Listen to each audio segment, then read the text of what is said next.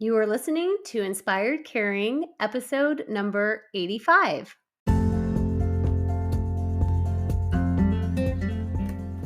Hello, welcome to Inspired Caring. I'm your host, Michele Magner. If you are caring for an older family member, this is the podcast for you. Each week, I bring insight, tips, inspiration, and strategies to help you care for the people that you love without losing yourself along the way. Having cared for both of my grandmothers, I've helped manage everything from hospital stays, households full of belongings, to navigating senior living and end-of-life care.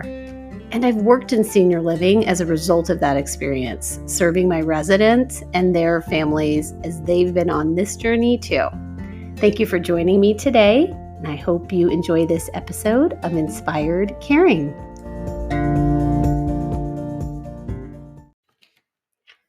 Hello, my friends. How are you doing? I am bringing you a home for the holidays checklist. I hope you had a wonderful Thanksgiving. I had a great time hosting my mama and her husband. We ate so much yummy food and just really relaxed and enjoyed each other's company. I know a lot of people got together with family members over the holidays, and maybe there were some things that felt a little off, like not quite right with potentially some older family members. And this checklist was put together by Valley Lakes Assisted Living, which is a senior living community in the Omaha area. And you can actually go to their website, valleylakessassistedliving.com, and it's VALLEY. My friend Carol put together this list, and she came up with a bunch of different things to be looking for as you are visiting with your family members to just ensure that they are healthy and safe in their homes. So she has 13 questions to assess and either ask them or just think through. So I'm going to go through each of these questions.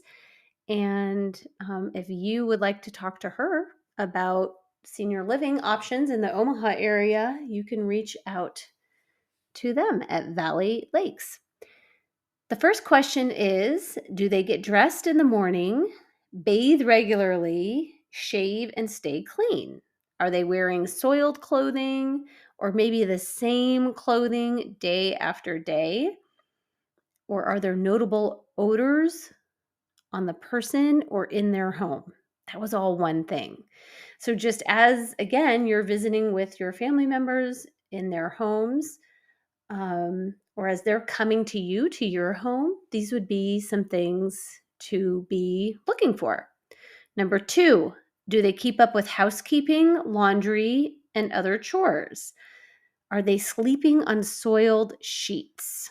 I know it can feel weird to go poking around in your family member's space, but sometimes we do have to put on our private investigator hat and just see what's kind of happening behind the curtain, so to speak.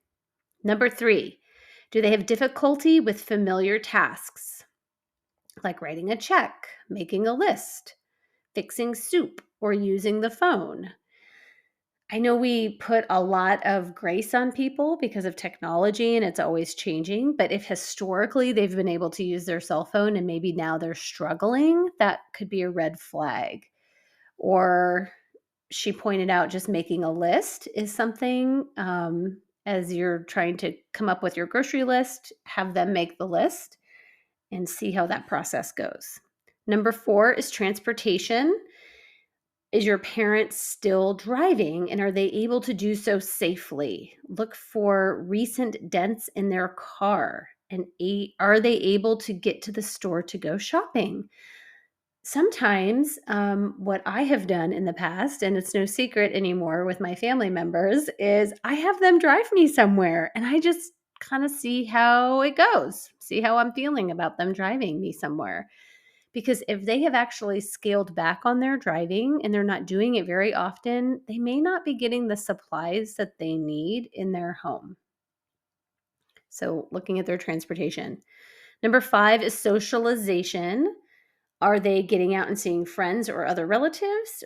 Are they attending religious services, senior centers, or other regular events? Are they forgetting or missing social events or names of familiar people? Obviously, with COVID, there's been a lot of changes with that. A lot of people have scaled back their large group activities.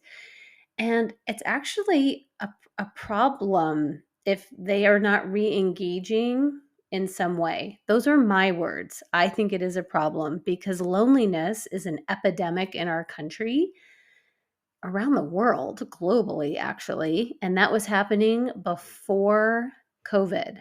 Loneliness is the equivalent of 6 alcoholic drinks a day or 15 cigarettes a day. So there are health impacts of loneliness. So if they are isolating and not getting out and doing things or attending things regularly that they're normally attending or would normally attend, that's going to be a red flag for you. Number 6, cognitive concerns. Are they easily losing train of thought, repeating questions, ideas, or stories? And are they doing that multiple times in a short period of time? Are they easily confused and have difficulty following a storyline? Becoming suspicious or fearful? Are they getting lost in familiar areas or have word finding difficulties? Some of this is just normal aging brain, okay? As we age, that prefrontal cortex, we do that executive function, we do struggle with putting some things together. But there's a difference between forgetting our person home and saying, hey, let's go to the grocery store, and someone not even taking it because they don't even think they maybe need a purse. There's a little bit of a difference there. So it's hard when we have a lot of activity going on in the house. People can be easily distracted, but just paying attention and tracking and following your gut. What feels off? Number 7, do they seem frail and like they're losing weight? Are they eating properly? Is there food in the house? Do they prepare meals? Is it healthy food? Has the food expired? I don't know about you all, but I don't know what it is that my elders feel okay with things lasting a lot longer than their expiration date. A lot of people can debate on all of those things, but there is definitely something to be said about expired food in the fridge. There's a phase that I refer to as the peanut butter cracker phase, when basically they have a jar of peanut butter with a knife jammed in it and they're eating peanut butter and saltines frequently. So we can all get kind of caught up on this when things are busy, but just paying attention about what is happening in their fridge and pantries. Number 8, are bills getting paid?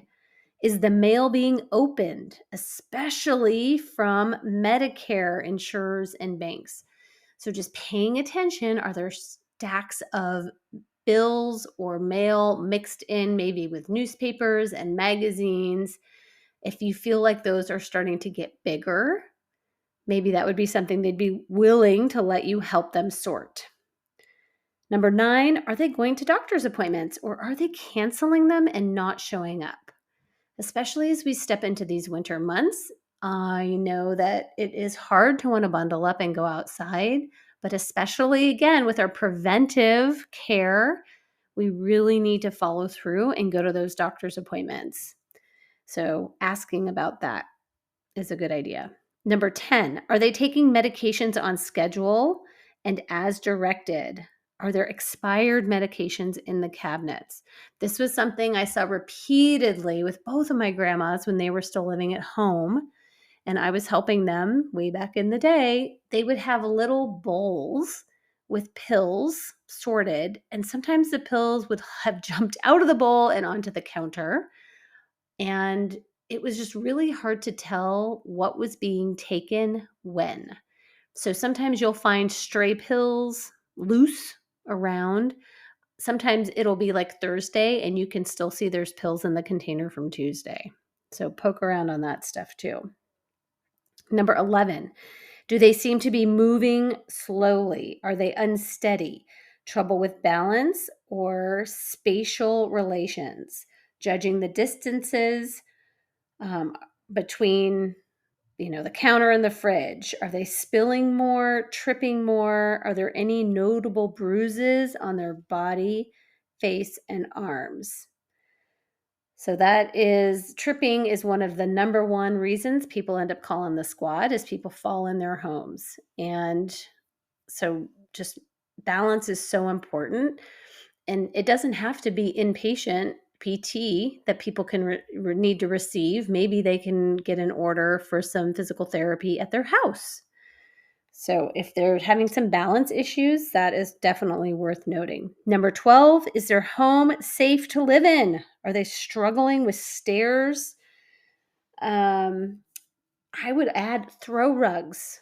Those throw rugs around the house. When I was speaking with someone from the fire department, he said that was the main thing people trip on and fall because of these throw rugs around the house. Also, paths. Are paths clear in the house, or are things jammed up around each other?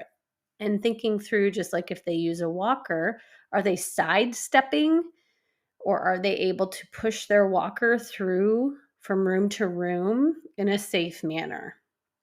Really important.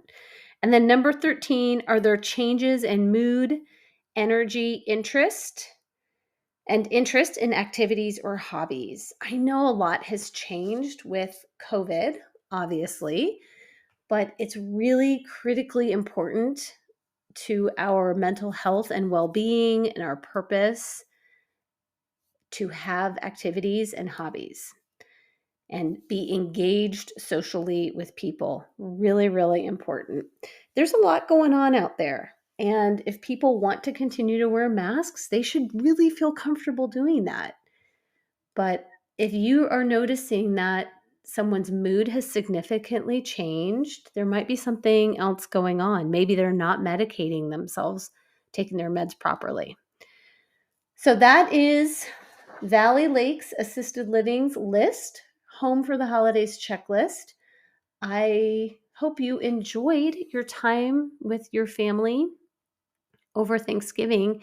And just as you continue to gather over the next few weeks, 3 to 5 weeks, those are some great tips on things to be looking forward. I said forward. Those are some great things to be looking forward for. Oh my gosh. Okay, time to take a deep breath. I love you. Why don't we take a deep breath? Take a deep breath in.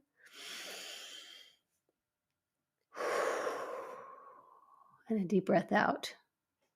All right, you're doing a great job. I love you, and I will talk to you soon.